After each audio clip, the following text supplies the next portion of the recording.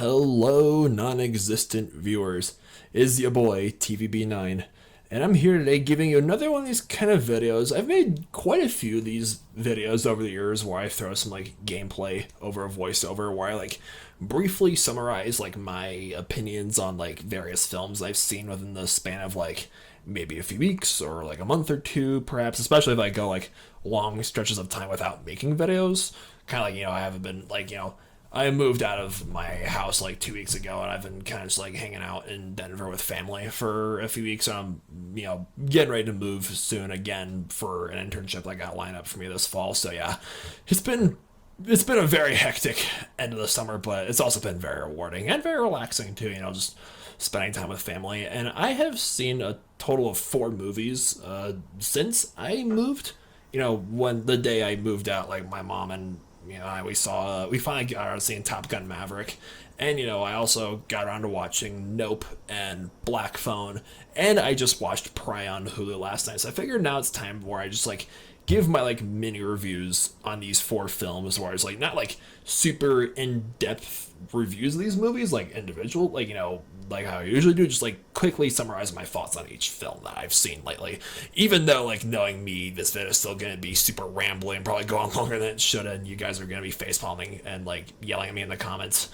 But yeah, I just wanted to let's start with Top Gun Maverick. I initially wasn't super psyched about Top Gun Maverick because, well, I'm just gonna tell you guys right now, I haven't seen the original Top Gun, nor have I seen any of the Predator movies. What?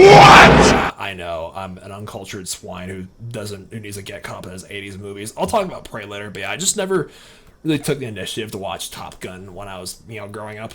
And the only thing I really knew about it, though, was a line "Oh, I feel the need for speed," and he high fives the other pilot. But yeah, I saw all the praise that Top Gun Maverick was receiving all summer long, and I had the chance to see it right after it came out. It was Tuesday's Discount Tuesday, but I decided to not go to the movies anyway because the weather wasn't that nice that night. So I was okay, I'm just gonna don't want to deal with the rain, just gonna stay and play Minecraft.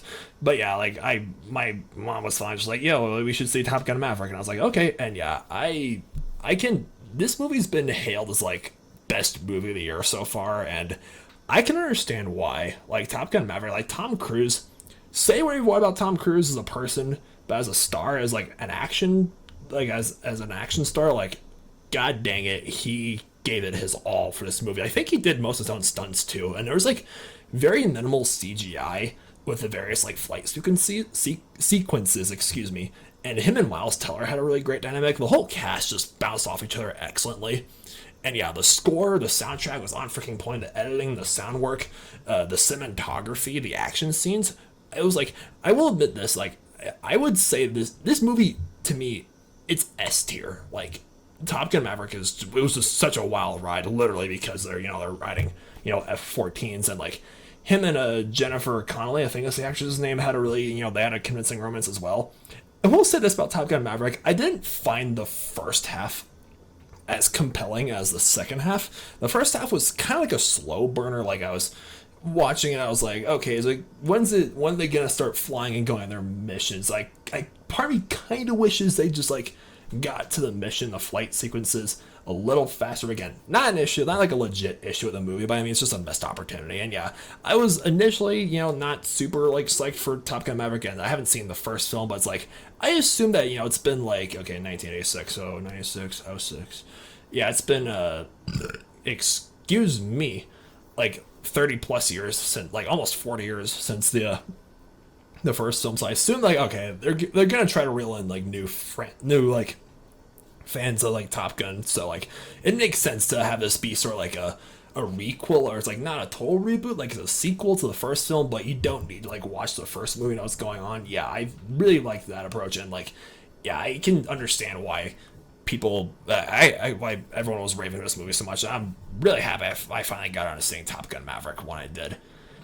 And yeah, next let's talk about Nope, the third film written and directed by Jordan Peele. I was psyched when I saw the trailer for this movie back in March or April when the trailers were first announced, because I was I looked at it, the title, just the title alone, I was nope.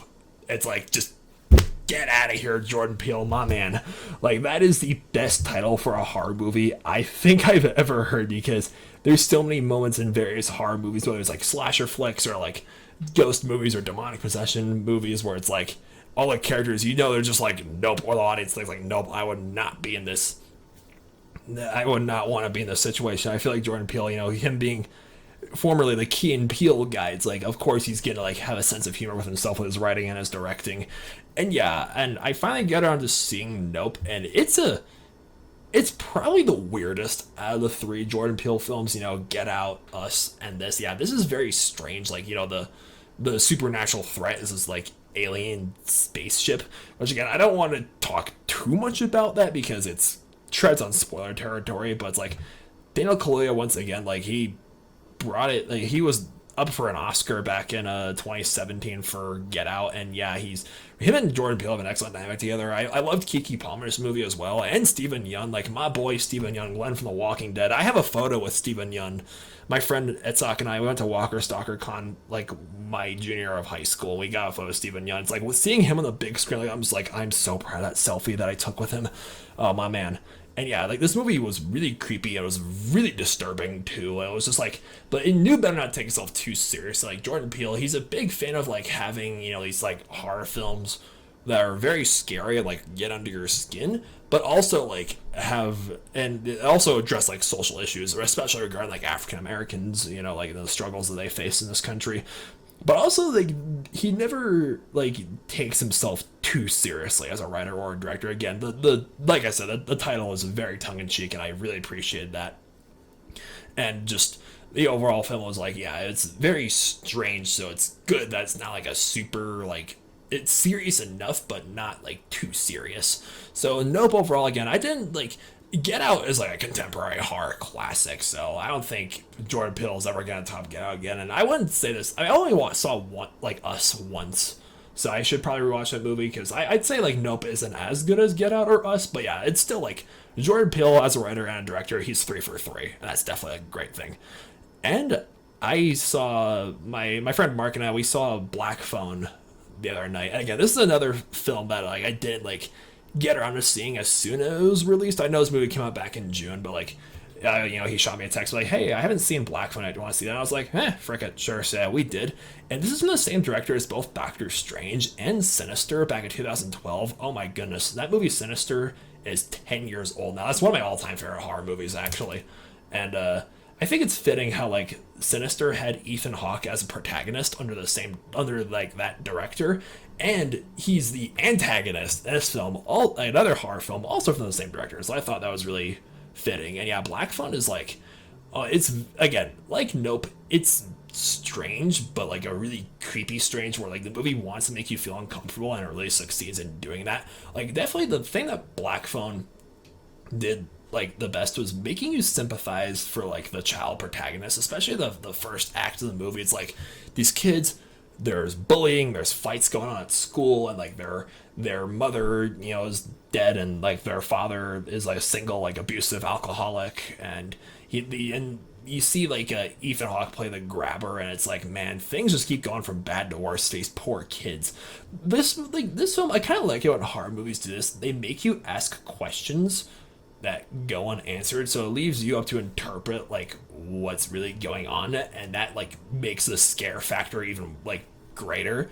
The fact that there's like some questions that just go unanswered, like why does the grabber really hate showing his face, and why is he always wearing masks, or like this like Black Phone that like when the kid is in the bunker, and like all the previous like victims of the grabber are dead, but they're like their souls are communicating through the new kid through the Black Phone. It's like, what's the backstory behind like Black Phone? I get there's like horror movies that go into like supernatural territory, like ghost movies and demon movies, or like monster movies, and there's like slasher, like psychological thrillers where the threat is like human and it's just human. But it's like this movie tried to pedal between both. Like there's some supernatural elements, which is very unique, and it works well, but like again, mysterious like storytelling where like the writer leaves the reader like asking questions that go unanswered, probably on purpose, that can be like I'm a fan of that personally. Like I think it's cool when like you leave things open to interpretation, not just for horror movies, but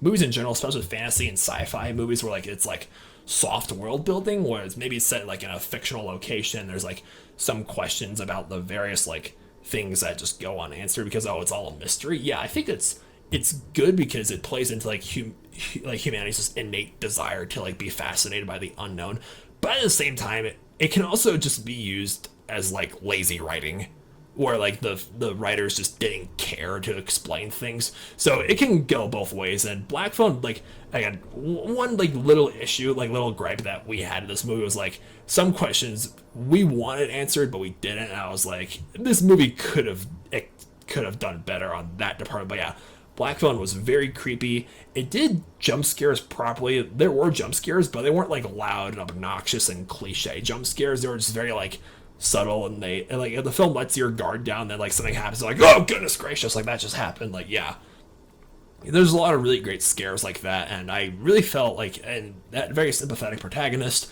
And yeah, it was just overall one like this has been overall aside from a Firestarter back in May. I'm still trying to forget a movie. Like this has been a really great year for horror movies, all things considered. And I know A24 is putting out like more horror films like as the year is coming to a close. So yeah, I'm excited for those.